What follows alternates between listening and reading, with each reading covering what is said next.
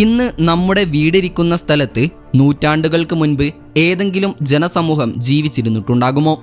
എന്തെങ്കിലും ആവശ്യത്തിനായി നമ്മുടെ വീടിൻ്റെ പരിസരത്ത് കുഴി കുഴിക്കുമ്പോൾ ഒരു പുരാതന ശവപ്പെട്ടിയോ അല്ലെങ്കിൽ ഒരു നിധിയോ കണ്ടെത്തുന്നത് ഒന്ന് സങ്കല്പിച്ചു നോക്കൂ.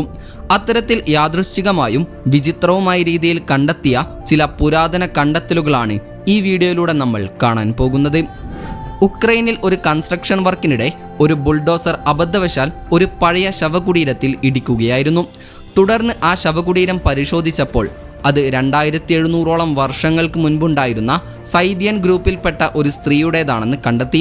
ശവകുടീരത്തിൽ സ്ത്രീയുടെ അസ്ഥികൂടത്തോടൊപ്പം വളരെ വിലയേറിയ സ്വർണ്ണാഭരണങ്ങളും ഉണ്ടായിരുന്നു. ഈ ആഭരണങ്ങൾക്ക് ഏകദേശം 2400ഓളം വർഷം പഴക്കമുണ്ടെന്ന് ഗവേഷണത്തിൽ കണ്ടെത്തുകയും ചെയ്തു. ഒരു പഠനം സൂചിപ്പിക്കുന്നത് പ്രകാരം ഉക്രൈനിലുടനീളം സൈദിയൻ ഗ്രൂപ്പിൻ്റെ 1000-ലധികം ശവകുടീരങ്ങൾ ഉണ്ടെന്നാണ്. ഈ ശവകുടീരം കണ്ടെത്തിയതിന് ശേഷം സൈദ്യന്മാരുടെ ചരിത്രത്തെക്കുറിച്ച് കൂടുതൽ ആഴത്തിൽ അറിയുന്നതിനായി മറ്റ് ശവകുടീരങ്ങൾ കണ്ടെത്താനും ഗവേഷണം നടത്താനും ഒരു സംഘം താൽപ്പര്യം പ്രകടിപ്പിച്ചിരുന്നു. എന്നാൽ മറ്റൊരു സംഘം ഈ ശവകുടീരങ്ങൾ ശരിയായ രീതിയിൽ സംരക്ഷിക്കപ്പെടണമെന്നും അതിൽ ഒരു തരത്തിലുള്ള മാറ്റങ്ങൾ വരുത്തരുതെന്നും അഭിപ്രായപ്പെടുകയാണുണ്ടായത്. ഏതായാലും നിങ്ങളുടെ അഭിപ്രായം എന്താണെന്ന് കമൻറ്റ് ചെയ്യാൻ മറക്കരുത്. ഈജിപ്തിലെ അലക്സാണ്ട്രിയയിൽ അടുത്തിടെ ഒരു പുരാതന സ്ഥലത്ത് ഖനനം നടന്നുകൊണ്ടിരിക്കുകയായിരുന്നു.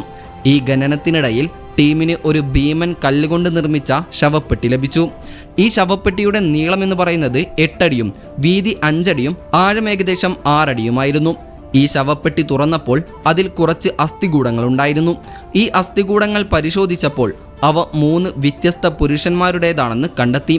എന്നാൽ എന്തുകൊണ്ടാണ് 3 പേരെ ഒരുമിച്ച് ഈ കല്ല് ശവപ്പെട്ടിയിൽ അടക്കം ചെയ്തത് എന്ന് ഇന്നും വ്യക്തമല്ല.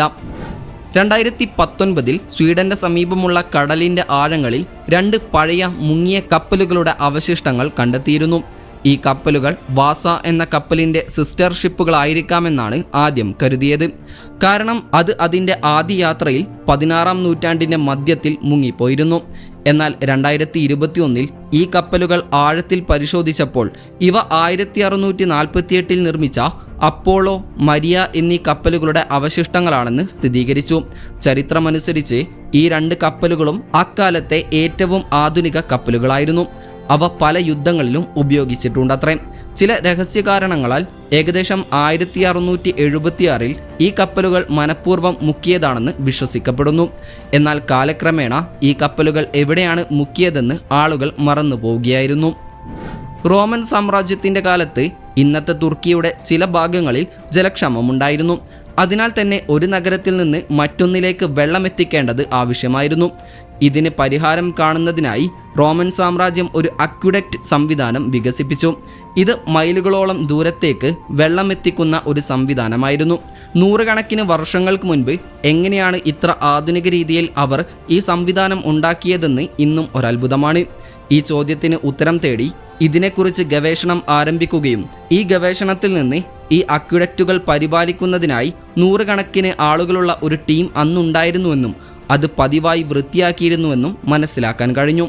ആധുനിക സാങ്കേതിക വിദ്യയില്ലാതെ അതിൻ്റെ പരിപാലനം എത്രത്തോളം ബുദ്ധിമുട്ടായിരിക്കുമെന്ന് നമുക്ക് ഊഹിക്കാൻ പോലും കഴിയില്ല. ഏകദേശം 700 വർഷത്തോളം ഈ അക്വിഡക്റ്റുകൾ തുടർച്ചയായി ഉപയോഗിച്ചിരുന്നു എന്നതാണ് മറ്റൊരു അത്ഭുതം. 2021 ഏപ്രിലിൽ സുഡാന്റെ സമീപമുള്ള സഹാറ മരുഭൂമിക്കടുത്തുള്ള വർഷങ്ങളായി വിജനമായി കിടക്കുന്ന ഒരു സ്വർണ്ണഖനിയിലെ ഗവേഷണ പ്രവർത്തനങ്ങൾക്കിടയിൽ പുരാവസ്തു ഗവേഷകരുടെ ടീമിന് കല്ലുകൊണ്ടുള്ള ധാരാളം ചെറിയ ഉപകരണങ്ങൾ ലഭിച്ചു. ഈ ഉപകരണങ്ങളെക്കുറിച്ച് നടത്തിയ ഗവേഷണത്തിൽ അവയ്ക്ക് 7000ഓളം വർഷം മുതൽ ലക്ഷക്കണക്കിന് വർഷം വരെ പഴക്കമുണ്ടെന്ന് കണ്ടെത്തി. ഈ വസ്തുത പുറത്തുവന്നതിന് ശേഷം ഈ ഉപകരണങ്ങൾ ഏത് കാലഘട്ടത്തിലാണോ ആ സമയത്ത് ഇവിടെ മനുഷ്യവർഗം ജീവിച്ചിരുന്നില്ല എന്ന വെല്ലുവിളി ശാസ്ത്രജ്ഞർക്ക് നേരിടേണ്ടി വന്നു. അപ്പോൾ ആരാണ് ഈ ഉപകരണങ്ങൾ നിർമ്മിച്ചത്? അവ എങ്ങനെ ഇവിടെ എത്തി? ഇത്തരത്തിലുള്ള ചോദ്യങ്ങൾ ഗവേഷകരെ കുഴപ്പിച്ചു. ദക്ഷിണാഫ്രിക്കയിലും ഇതേപോലുള്ള ഉപകരണങ്ങൾ അടുത്തിടെ കണ്ടെത്തിയിരുന്നു. ഇവയ്ക്കൊന്നും കൃത്യമായ ഉത്തരം നൽകാൻ ശാസ്ത്രലോകത്തിന് കഴിഞ്ഞിട്ടില്ല എന്നതാണ് സത്യം. ഇംഗ്ലണ്ടിലെ വോർഷെയറിൽ താമസിക്കുന്ന ചാൾസ് കാർട്ടെറ്റ് എന്ന വ്യക്തിക്കുണ്ടായ ഒരു അനുഭവമാണിതത്രേ. അതായത് പഴയ വസ്തുക്കൾ കണ്ടെത്തുന്ന ഹോബി ഉണ്ടായിരുന്ന അദ്ദേഹം ഒരു മെറ്റൽ ഡിറ്റക്ടർ വാങ്ങിയിരുന്നു.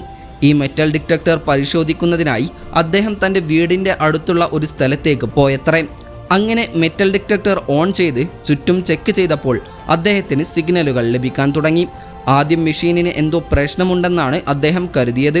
എന്നാൽ തുടർച്ചയായി പോസിറ്റീവ് സിഗ്നലുകൾ ലഭിച്ചപ്പോൾ അദ്ദേഹം അവിടെ കുഴിക്കാൻ തുടങ്ങി. അങ്ങനെ അവിടെ നിന്ന് കണ്ടെത്തിയത് വളരെ വിലയേറിയ സ്വർണങ്ങളും വജ്രാഭരണങ്ങളുമായിരുന്നു.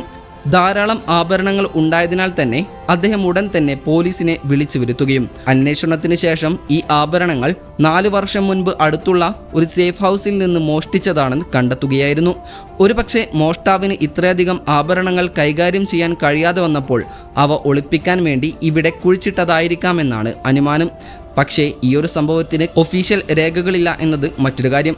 നിങ്ങൾക്കിതിനെപ്പറ്റി എന്തു തോന്നുന്നു എന്ന് കമൻറ്റ് ചെയ്യാൻ മറക്കരുത്. യൂറോപ്പിലെ ഒരു നഗരമാണ് സാർഡിനിയ. ഇവിടെ ഏകദേശം 100 കണക്കിന് ചരിത്രപരമായ സ്ഥലങ്ങളുണ്ട്. ഇതിലൊന്ന് ഡൊമസ് ഡിജാനസ് എന്ന് വിളിക്കപ്പെടുന്ന ഒരു വീടാണ്. 2021 തുടക്കത്തിൽ ഇവിടെ ഒരു ഗവേഷണം നടന്നിരുന്നു. അങ്ങനെ ഈ വീടിന് ഏകദേശം 4000-ഓളം വർഷം പഴക്കമുണ്ടെന്ന് കണ്ടെത്തി. ഈ വീട് ഭൂമിക്കടിയിൽ നിർമ്മിച്ചിട്ടുള്ളതിനാൽ തന്നെ ആധുനിക സാങ്കേതിക വിദ്യകളില്ലാതെ ഇത്രയും കൃത്യമായി ഒരു വീട് ഭൂമിക്കടിയിൽ എങ്ങനെ നിർമ്മിച്ചുവെന്ന ചോദ്യം ശാസ്ത്രലോകത്തെ കുഴച്ചു. ആയിരക്കണക്കിന് വർഷം പഴക്കമുണ്ടായിട്ടും ഈ വീട് ഇപ്പോഴും നല്ല അവസ്ഥയിലാണ് എന്നതാണ് മറ്റൊരു കാര്യം. മെക്സിക്കോയിലെ യുക്കാറ്റൻ നഗരത്തിൽ ഒരു പുരാതനവും നിഗൂഢവുമായ ഒരു ഗുഹയുണ്ട്. ഈ ഗുഹയുടെ നിഗൂഢത എന്തെന്നാൽ ഈ ഗുഹയുടെ ഉള്ളിലെ ഭിത്തികളിൽ 100 കണക്കിന് കൈപ്പത്തികളുടെ അടയാളങ്ങളുണ്ട്. ഈ അടയാളങ്ങൾക്ക് ഏകദേശം 1200-ഓളം വർഷം പഴക്കമുണ്ടെന്ന് ഗവേഷണത്തിൽ കണ്ടെത്തിയിരുന്നു. ഈ കൈപ്പത്തികളുടെ അടയാളങ്ങൾ ആരുടേതാണെന്നും എന്തിനാണ് ഇത് ഇവിടെ ഉണ്ടാക്കിയതെന്നുമുള്ള ചോദ്യങ്ങൾക്ക് ഗവേഷകർക്ക് വർഷങ്ങളോളം ഉത്തരം ലഭിച്ചിരുന്നില്ല. എന്നാൽ ഒടുവിൽ 2021 തുടക്കത്തിൽ ഇവിടെ നടത്തിയ ഗവേഷണത്തിന് ശേഷം ഈ പ്രദേശത്ത് മായാജറ്റ് എന്ന ഒരു സമൂഹം ജീവിച്ചിരുന്നുവെന്ന് ശാസ്ത്രജ്ഞർ കണ്ടെത്തി. ഈ സമൂഹത്തിൽ ഒരു കുഞ്ഞ് മരിക്കുമ്പോൾ അവൻ്റെ കൈപ്പത്തിയുടെ കറുത്ത പ്രിൻ്റ് എടുക്കുമായിരുന്നു അത്രേ. അതുപോലെ ഒരു കുഞ്ഞ് ജനിക്കുമ്പോൾ ചുവന്ന കൈപ്പത്തിയുടെ പ്രിൻ്റും എടുക്കുമായിരുന്നു. ഇത് രേഖകൾ സൂക്ഷിക്കുന്നതിനുള്ള അവരുടെ രീതിയായിരുന്നു എന്നാണ് പറയപ്പെടുന്നത്. കൊറോണ വൈറസിൻ്റെ വ്യാപനം കാരണം 2020 ജനങ്ങൾ മുഴുവൻ വീടിനുള്ളിൽ ഒതുങ്ങിപ്പോയിരുന്നല്ലോ. എന്നാൽ ഇംഗ്ലണ്ടിലെ ചില ആളുകൾ ഈ കാലയളവിൽ പഴയ വസ്തുക്കൾക്കായി തിരച്ചിൽ നടത്തിയിരുന്നു അത്രേ. അതിനാൽ തന്നെ 2020 മാത്രം ഇംഗ്ലണ്ടിൽ ഏകദേശം 47,000-ഓളം പുരാതന നാണയങ്ങൾ കണ്ടെത്തിയിരുന്നുവെന്നാണ് റിപ്പോർട്ട്. ന്യൂ ഫോറസ്റ്റ് റീജിയണിൽ നിന്ന് കണ്ടെത്തിയ നാണയങ്ങൾ വലിയ ചർച്ചയായിരുന്നു. ഈ നാണയങ്ങളിൽ 1509 മുതൽ 1547 വരെ ഇംഗ്ലണ്ടിലെ രാജാവായിരുന്ന ഹെൻറി 8-ാമൻ്റെ ഭാര്യയുടെ ചിത്രങ്ങളുണ്ട്. ഹെൻറി 8-ാമൻ 6 വിവാഹങ്ങൾ കഴിച്ചിരുന്നു. അതിൽ അദ്ദേഹത്തിൻ്റെ 3 ഭാര്യമാരുടെ ചിത്രങ്ങൾ വ്യത്യസ്ത നാണയങ്ങളിൽ കണ്ടെത്തുകയായിരുന്നു. ആ കാലഘട്ടത്തിലെ നാണയങ്ങളിൽ രാജാവിൻ്റെ ഭാര്യമാരുടെ ചിത്രങ്ങൾ ഉണ്ടായിരുന്നുവെന്നത് വിചിത്രമാണ്.